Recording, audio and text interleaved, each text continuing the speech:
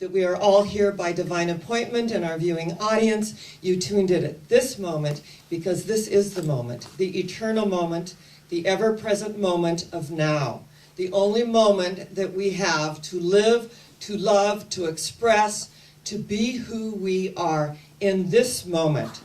And someone once told me that many times people have happiness on the deferred payment plan.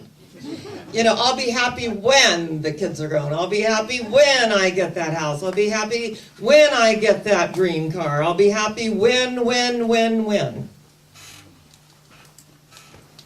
That never comes. And it's interesting.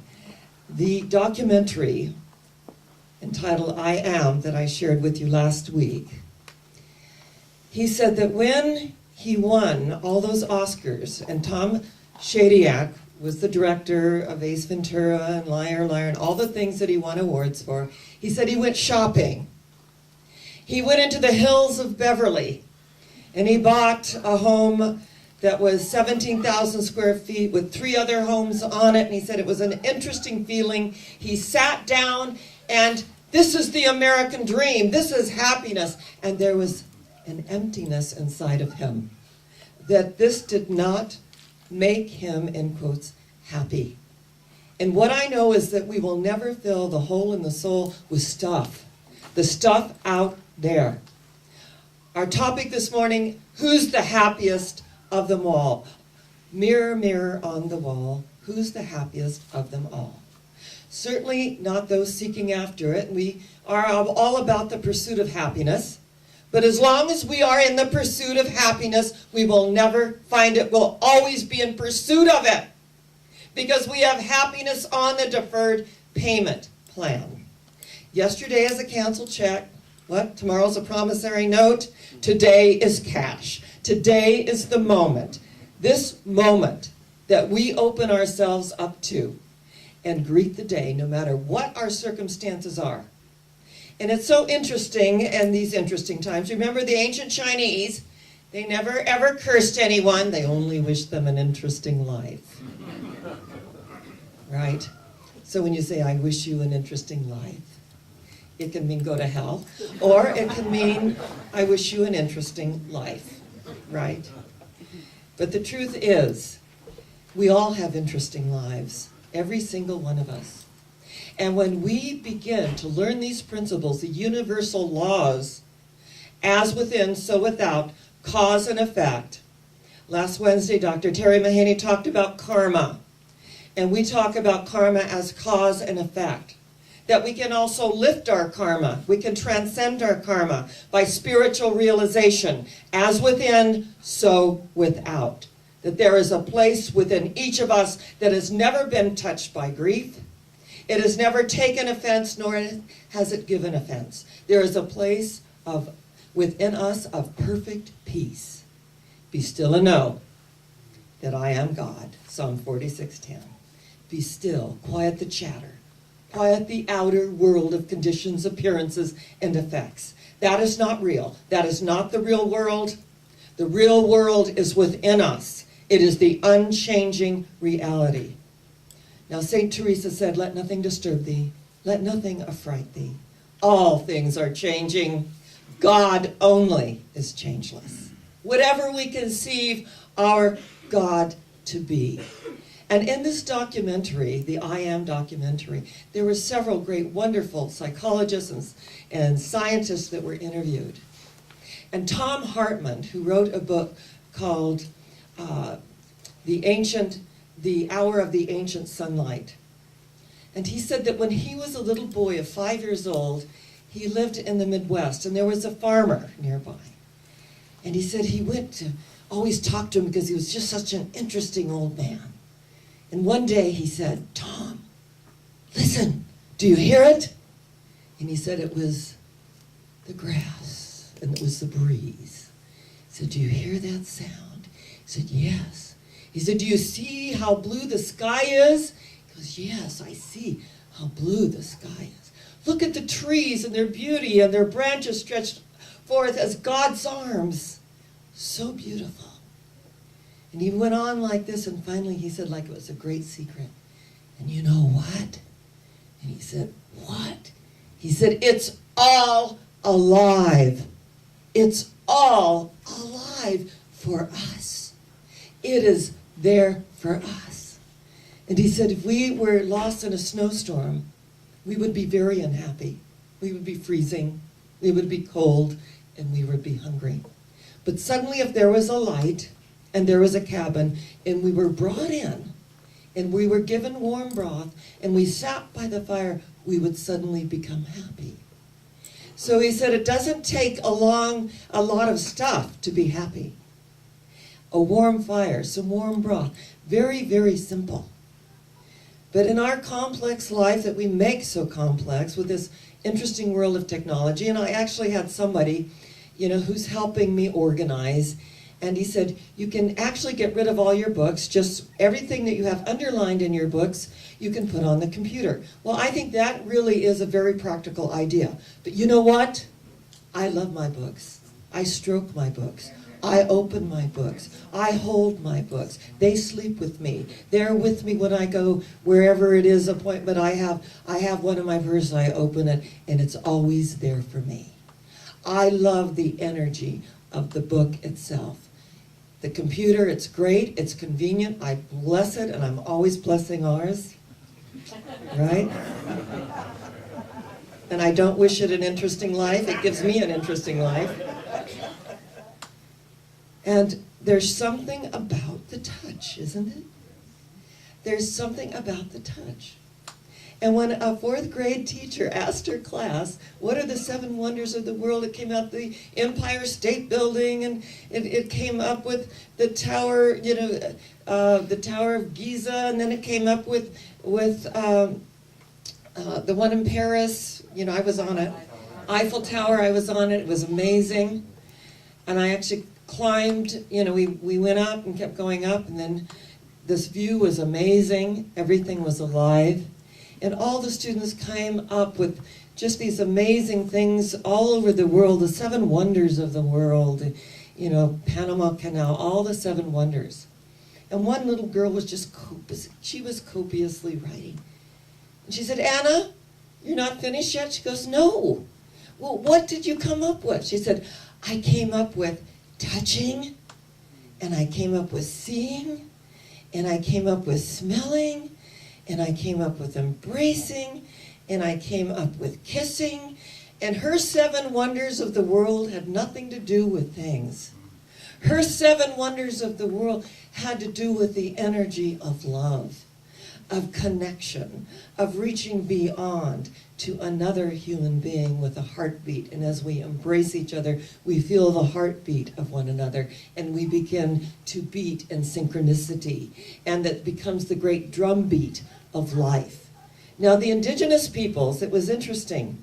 Their whole philosophy was cooperation.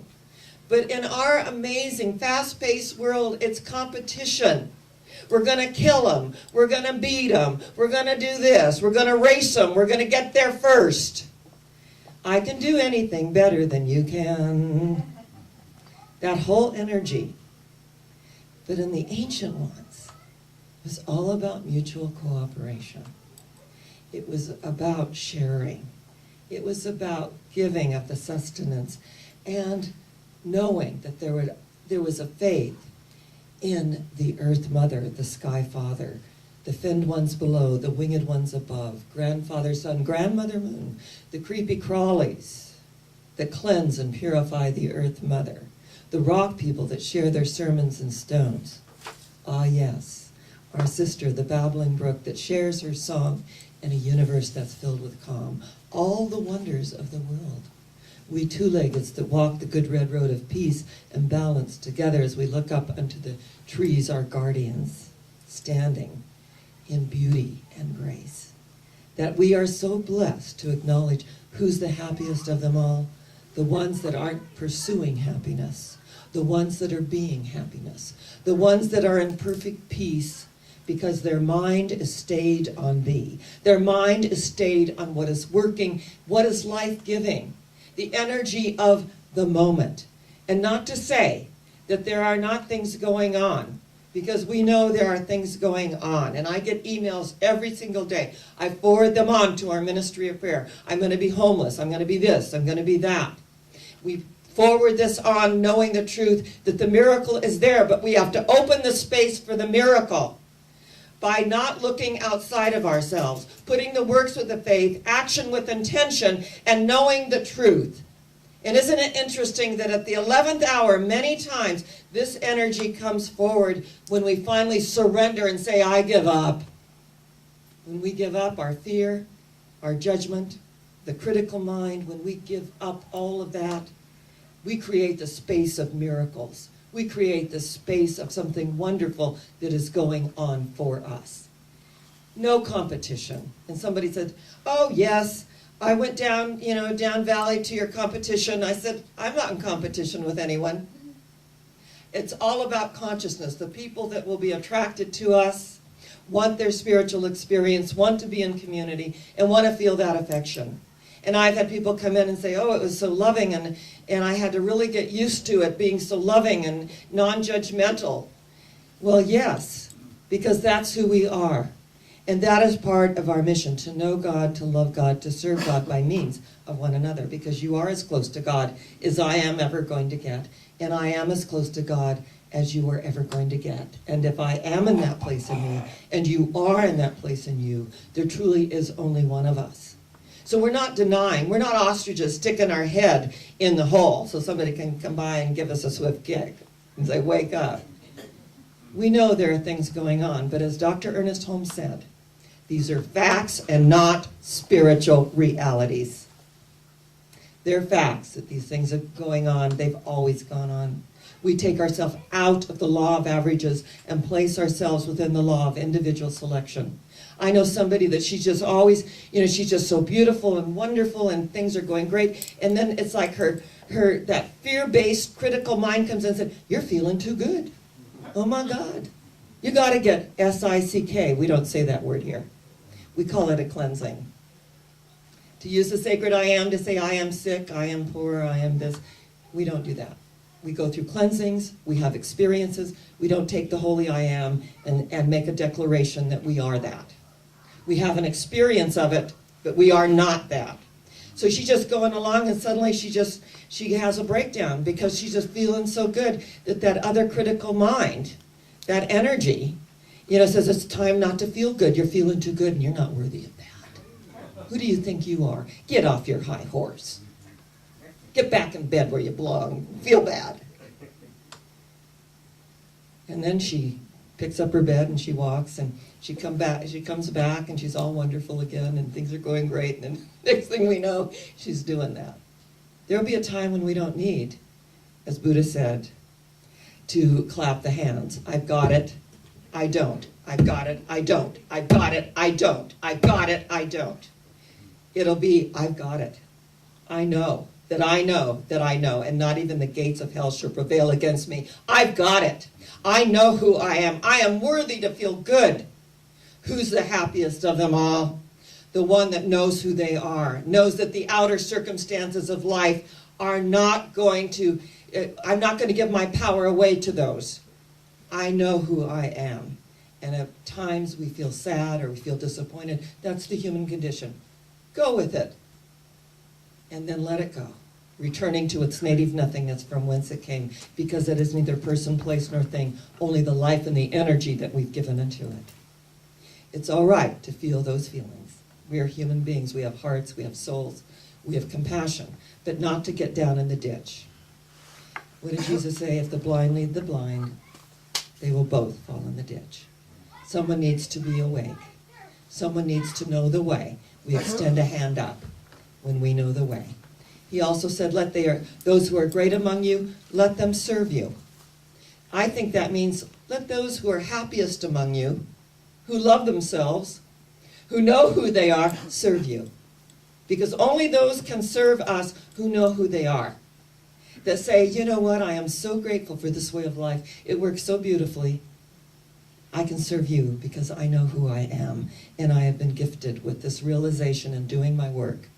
And it does take work, because the easiest thing in the world is like, what is the old saying, that old cliche about A bad habit is like a comfortable bed, easy to get into but hard to get out of. It takes work to get out of that. It takes work to say, you know what, I'm done with this. This doesn't serve me. I'm done with it. I'm getting out of that bed, that emotional bed. I am arising to the occasion of my true spiritual stature. I and my Father, Mother God are one. This is who I am. Who's the happiest of them all? The one who knows who they are, is not moved by appearances, conditions, and circumstances. And we say beyond our control. So when we say beyond our control, energetically, there are all those things out there.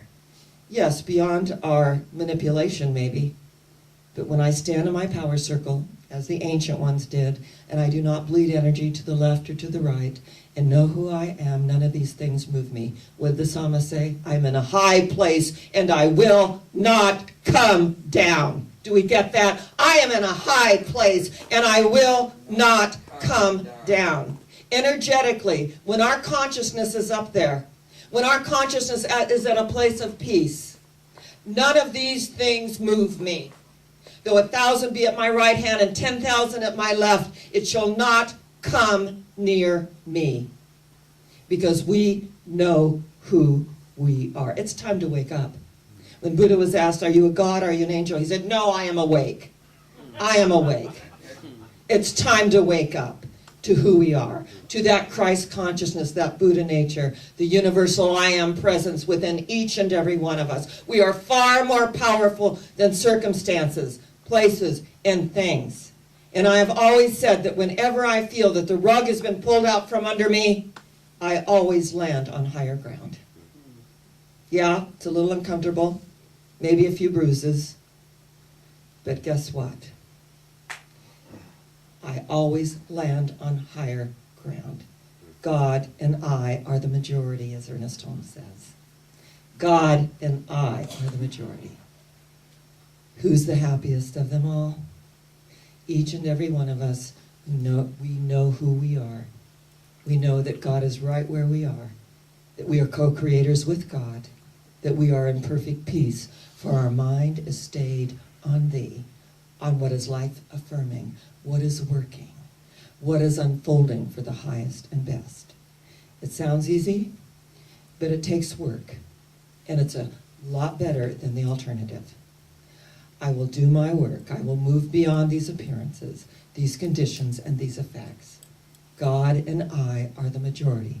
Who's the happiest of them all? The ones that know that they know that they know. And when you know, the whole universe is for you. Because guess what? We are going higher yet. Where are we going? Higher yet. Where? Higher yet. And so it is. God bless you.